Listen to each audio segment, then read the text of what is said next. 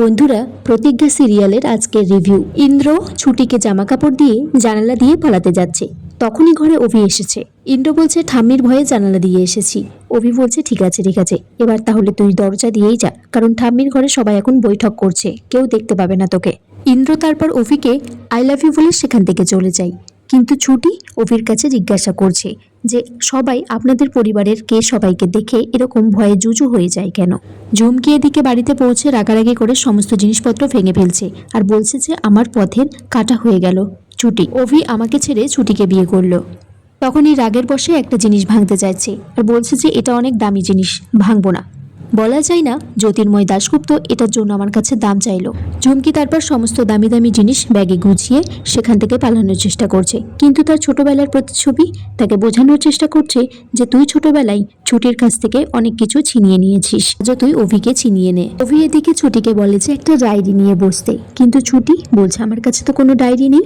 অভি বলছে পাকামোটা না করলেই নয় না, আমি তো আপনাকে ডায়েরি দিচ্ছি, আপনি এখানে বসুন, ডায়েরিতে লিখুন, আর চোখটা কিন্তু ডায়েরির দিকে থাকবে আর মনটা থাকবে এই দিকে। ছুটি তখন বলছে আপনি কি আমার বাবার কেস সম্পর্কে কিছু লিখতে বলছেন? অভি বলছে ওই কাজটা যে একদমই আপনাকে দিয়ে হবে না, সে আমি বুঝে গেছি। আমি আসলে এই পরিবারের সকলের সম্পর্কে কিছু লিখে রাখতে বলছি, কারণ প্রত্যেকটা মানুষ সম্পর্কে তো আপনার চেনা উচিত।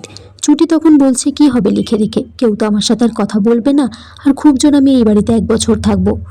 জ্যোতির্ময়ের ছেলে এদিকে জ্যোতির্ময়কে ডেকে নিয়ে এসেছে, বলছে ঝুমকি ঘরে সুইসাইড করবে। জ্যোতির্ময় বলছে তুই দরজাটা আগে ভাঙতে পারলি না।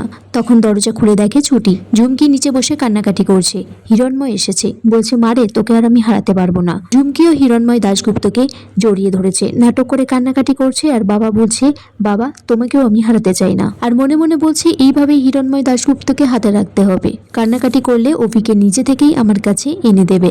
ঝুমকির এইরকম অভিনয় দেখে জ্যোতির্ময় মনে মনে বলছে এ তো দেখছি বড় খেলোয়াড়ের মতো ব্যাটিং করছে। হিরণময় এদিকে অভির ঠাম্মিকে ফোন করেছে, অভির ঠাম্মি জানতে চাইছে ওইদিকে সব ঠিকঠাক আছে কিনা, কিন্তু হিরণময় বলছে যে কিছুই ঠিক নেই, কারণ পরিমা নিজে সুইসাইড করতে চেয়েছিল। আমি এর শোধ তুলবই, আমি কাউকেই ছাড়বো না। অভি এদিকে একে একে সবার সাথে পরিচিত করে দিয়েছে ছুটির সাথে। প্রথমে শিখার ছবি বার করেছে ল্যাপটপে, বলছে এর নাম শিখা, এ হলো আমার ঠাম্মির অ্যাসিস্ট্যান্ট।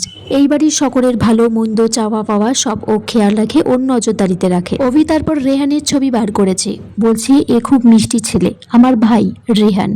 অভি বলছে রেয়ানের কোনো সমস্যা নেই, ওর একটাই সমস্যা, ও শুধু বিয়ে করতে চাই।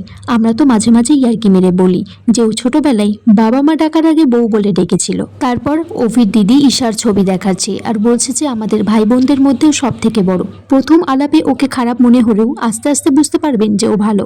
ইন্দ্র এদিকে বাড়ির বাইরে বেরোতে গিয়ে সে ঠাম্মির চোখে ধরা পড়ে যায়, বলে যে চোরের মতো কাজ করেছো বলে চোরের মতো বেরোতে চাইছো বাড়ি থেকে।